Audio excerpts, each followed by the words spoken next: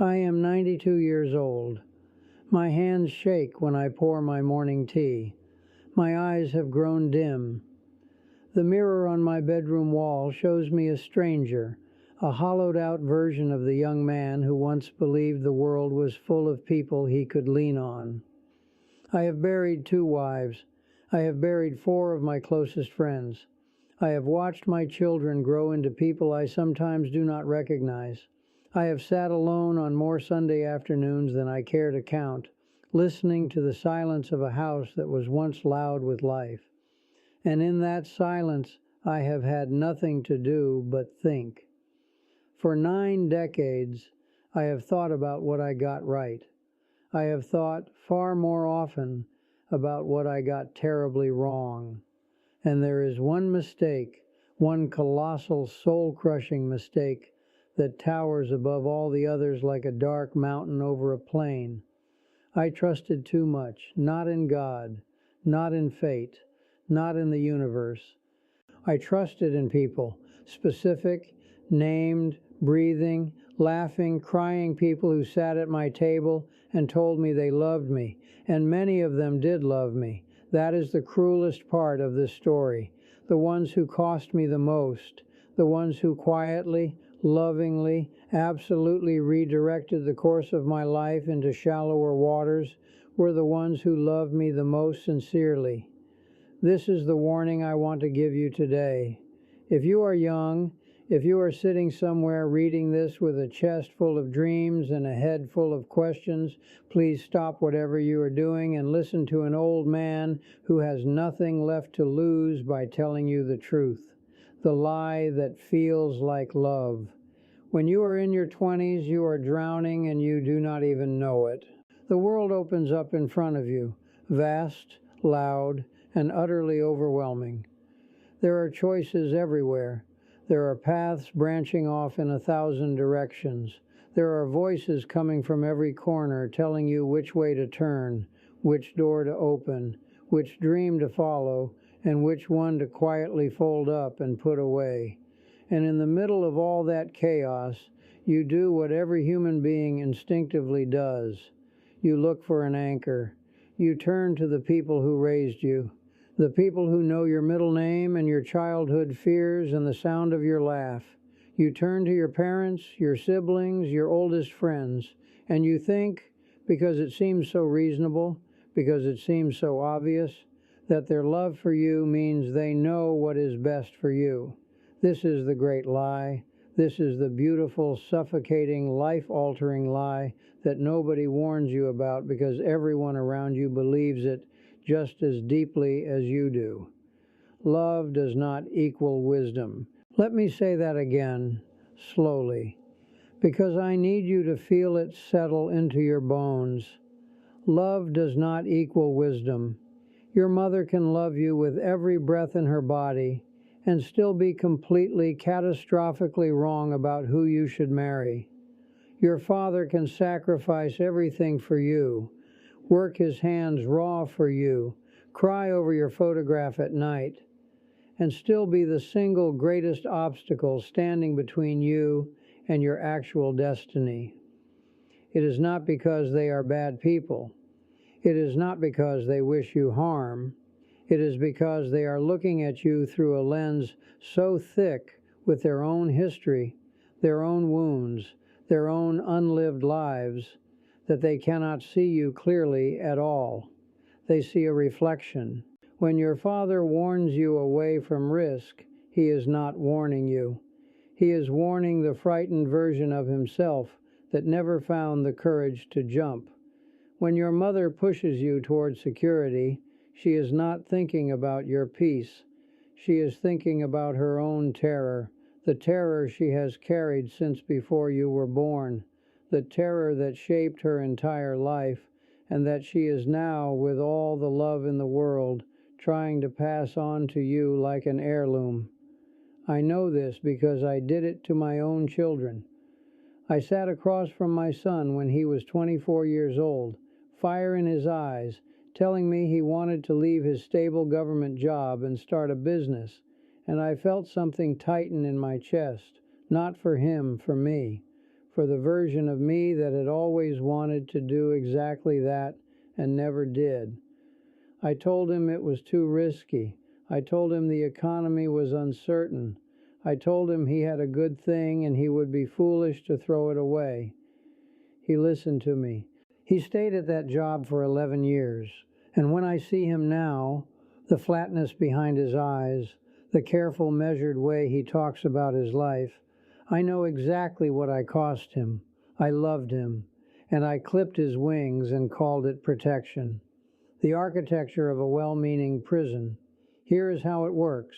Here is the precise mechanism by which the people who love you become the architects of your limitations. They do not chain you up. They do not forbid you outright. That would be easy to fight against. You could push back against outright opposition. You could say no to a command. What they do is far more insidious. They worry. Your mother's face falls just slightly when you mention moving to another city. She doesn't say, "Don't go." She just looks tired and small, and she says, "I just want you to be happy," in a tone that somehow communicates the opposite of support. And you feel the guilt rise up in your throat like a tide. Your father asks quiet, reasonable-sounding questions. But have you thought about the health insurance? Have you thought about what happens if it doesn't work out? Have you thought about what people will say? Each question is another small stone laid on the scales against your dream. None of them are unreasonable on their own. Together, they bury you. Your best friend, the one who has known you since you were both young and stupid and full of fire, shrugs when you tell him your idea. He doesn't mock you. He just deflates.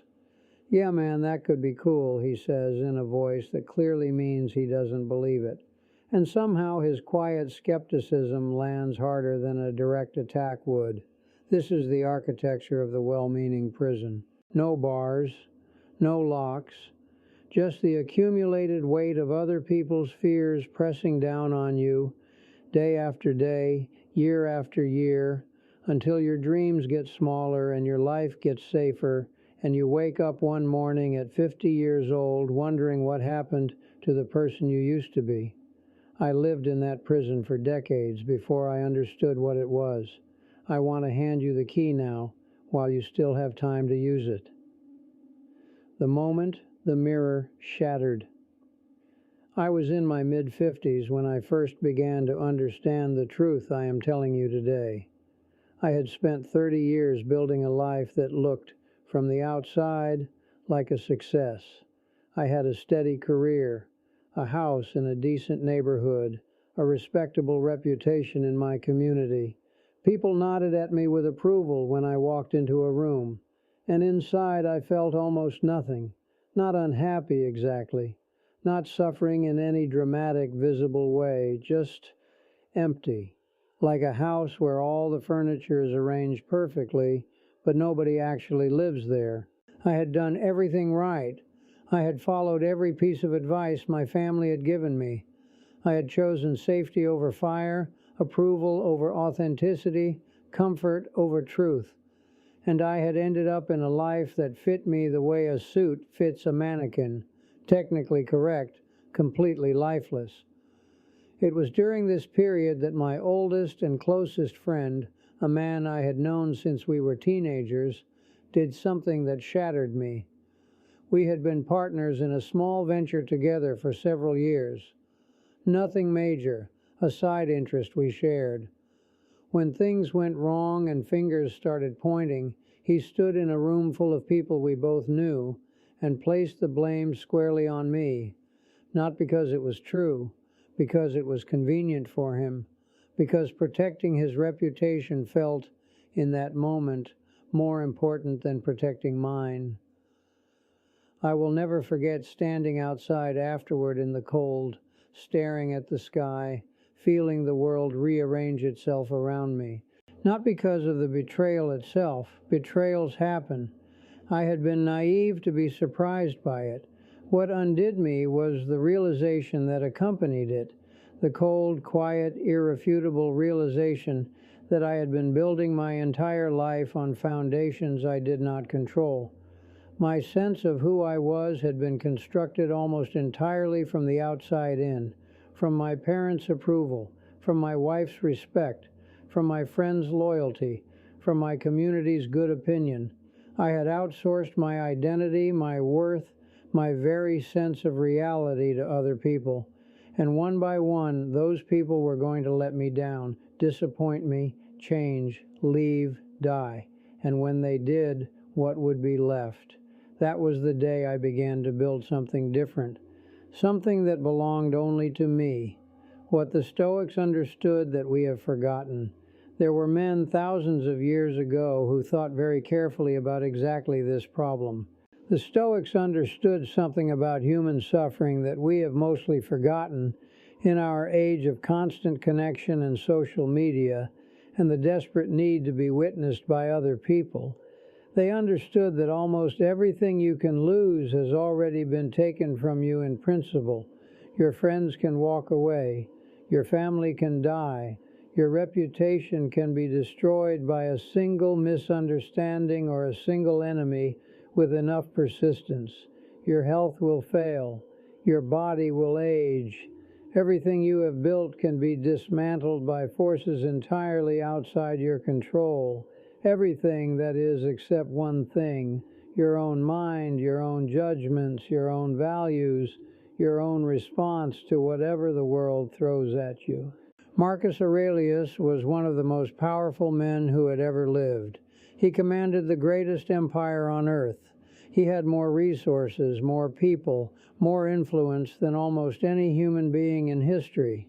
And he spent his private journals writing about the importance of not depending on any of it, not his power, not his friends, not his legacy, not even his own children. He understood that the moment you make your peace contingent on something outside yourself, you have handed your peace away. You have given the keys to your own happiness to someone who will eventually, inevitably, let you down. Not out of malice, but simply because they are human, and humans are unreliable. This is not cynicism. This is not bitterness.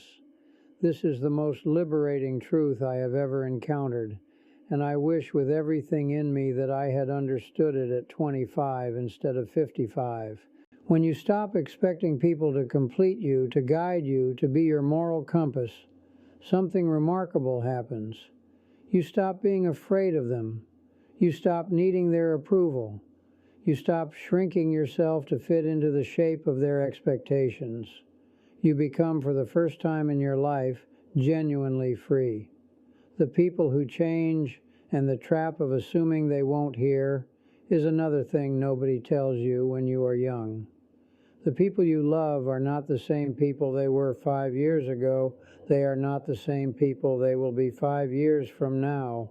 We walk around treating the people in our lives as if they are fixed points, as if the man you married at 26 is the same man who will sit across from you at 63, as if the friend who understood you completely in your 20s will still understand you in your 40s, as if your parents who shaped you in your earliest years will remain forever the same wise or flawed or loving or frightening versions of themselves that you carry in your memory. They will not. Life changes people. Sometimes it improves them. Suffering can produce depth. Loss can produce compassion. Failure can produce wisdom. But sometimes it calcifies them. Sometimes it makes them harder and more frightened and more desperate to hold on to the few things that still feel familiar. I watched my father change. The man who had pushed me so firmly towards safety and security, the man whose fear had shaped my entire early adulthood, that man softened in his last years. He became reflective. He told me once, a few years before he died, that he wished he had encouraged me differently, that he could see now that his fear had been his own and not mine to carry. He had changed, but I had already spent 40 years living the life his earlier fear had steered me toward. This is the danger of trusting too completely in any single person's vision of who you should be. People change. Their wisdom grows or diminishes. Their fears shift. Their needs evolve. If you have anchored your entire life to their judgment, you will be dragged wherever they go, including into the depths when their own unresolved pain pulls them under. Trust people, love people, walk alongside people, but anchor yourself to something inside that cannot be moved by anyone else's currents. On forgiveness and the difference between forgiving and forgetting. I want to be clear about something because I have seen this misunderstood too many times. When I say trust no one, I do not mean love no one. When I say do not hand the keys to your inner life to another person, I do not mean build walls and live in isolation. I do not mean treat everyone with suspicion. I do not mean close your heart. What I have learned, slowly, painfully, across the long decades of my life, is that the deepest, most genuine love I have been capable of arrived only after I stopped needing people to be more than they are. When I finally forgave my father for the years I lost following his fear, something extraordinary happened. I stopped being angry at him, but more than that, I stopped seeing him as the cause of my limitations. I started seeing him as a man, a frightened, loving, imperfect man who did the best he could with what he had been given. When I forgave my friend who betrayed me, I did not let him back into the inner circle of my trust. That would have been foolish. But I let go of the bitter, heavy weight of my anger, and I felt lighter for it. Forgiveness is not the same as trust. You can love someone with your whole heart and still recognize clearly that their judgment cannot be your compass. You can share a meal with someone, laugh with them, cry with them, hold their hand, and still walk into the room of your own mind alone when it is time to make the decisions that define your life. This is not cruelty. This is wisdom. This is the most loving thing you can do for yourself and honestly for the people around you. Because when you stop needing them to be your saviors, you stop punishing them for being human. You stop the quiet resentment that builds up when people fail to be the gods you needed them to be.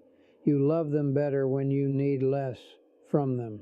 The outsourced life and the regret it creates. I want to tell you something about regret because I know it intimately now.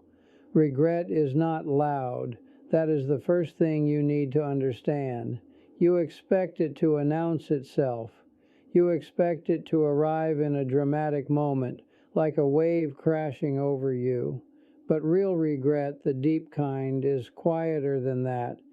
It is the question you ask yourself at 3 a.m. when the house is absolutely still, and there is nothing left to distract you from your own thoughts. What if? What if I had taken that chance? What if I had walked away from that relationship 5 years earlier, or stayed in it 5 years longer?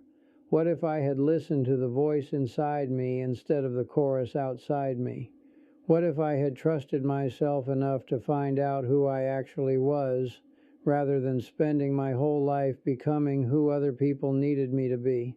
The people who loved me and whose advice I followed, they are mostly gone now. They lived their lives, made their own choices, had their own regrets. They are not lying awake at 3 a.m. thinking about the advice they gave me decades ago. They are not suffering for it. I am the one still here with the weight of the unlived life. This is the thing nobody tells you about living someone else's script. At the end, you are the only one still reading it. The authors are long gone, and you are the one sitting with every line. I do not say this to make you bitter. I say it to make you brave. The only person who will lie in your bed at the end of your life and reckon with how you chose to live it is you, not your parents, not your friends, not your partner, not the community whose approval you spent so many years chasing. You. So you must live as if you know that. You must make your choices from that place of ultimate accountability, not selfishly. That is a misunderstanding of what I am saying. Not recklessly or without care for others, but from the deep, quiet place inside you that knows what matters and what doesn't, what is real and what is performance, what is yours, and what has been given to you by someone else's fear. Building the citadel. So what do you actually do with all of this? This is the practical question, and I have thought about it for a long time. The Stoics called it the inner citadel. I like that image. A citadel is not a wall built to keep people out. It is a fortress built so that you have somewhere to retreat to when the storms come, something solid at the center of yourself that cannot be reached by the chaos outside. You build it one decision at a time. Every time you sit alone with your discomfort, instead of immediately calling someone to take it away, you add a brick. Every time you make a decision that you know is right for you, even when the people you love disagree with it, you add a brick. Every time you choose honesty over approval, every time you pursue something that matters to you even when no one around you understands it, every time you choose the difficult, authentic path over the easy, comfortable lie, you add a brick. The citadel does not appear overnight. I was in my 60s before mine felt like anything more than a ruin, but I built it, slowly, imperfectly, sometimes with shaking hands. I built it, and in the last decades of my life, it has been the only thing standing between me and despair, because the storms will come. I promise you that. The people you love will fail you, not because they are villains, but because they are human. The plans you make will fall apart.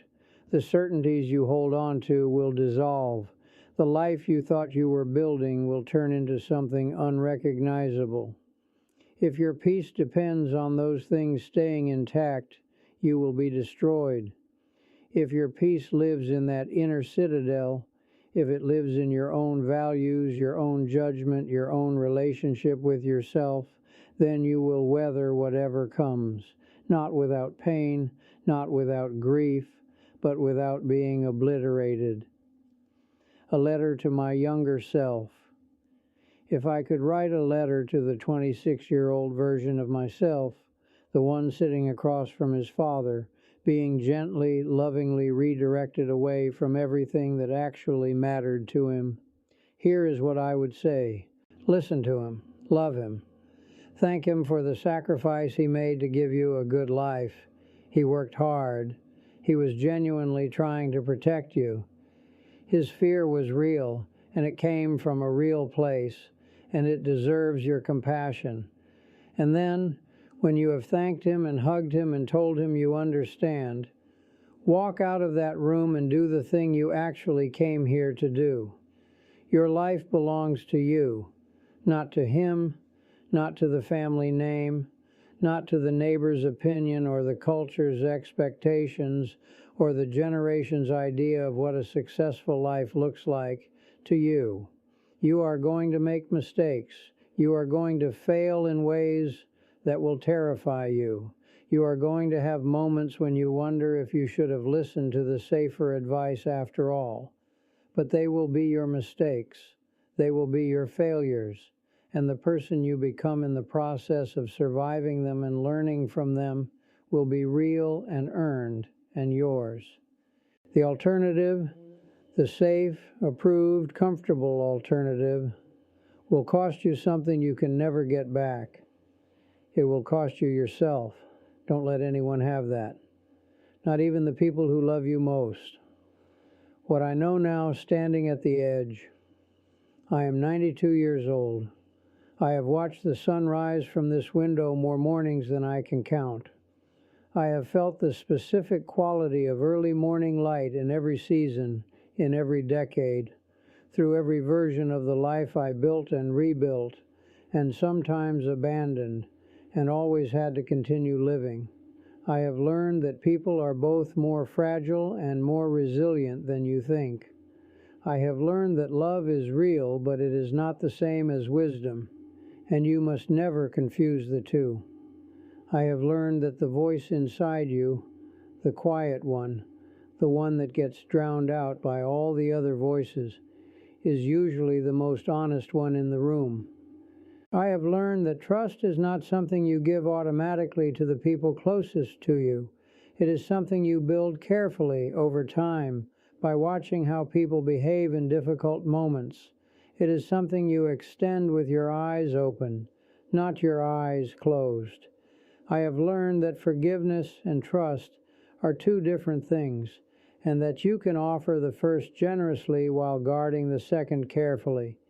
And I have learned, this above everything else, that the only person you absolutely must learn to trust is yourself, not blindly, not arrogantly, but deeply and honestly, and with the willingness to do the hard work of actually knowing who you are. That is the work of a lifetime. But it is the only work that actually matters in the end. You have one life, one brief, terrifying, luminous, heartbreaking, extraordinary life. It will be over sooner than you believe possible.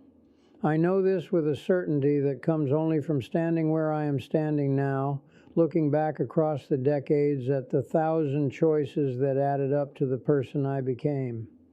Do not spend your life trying to please ghosts. Do not spend it performing for an audience that will not be there at the end. Go into the quiet room of your own mind, lock the door, and listen to yourself. That is all. That is everything.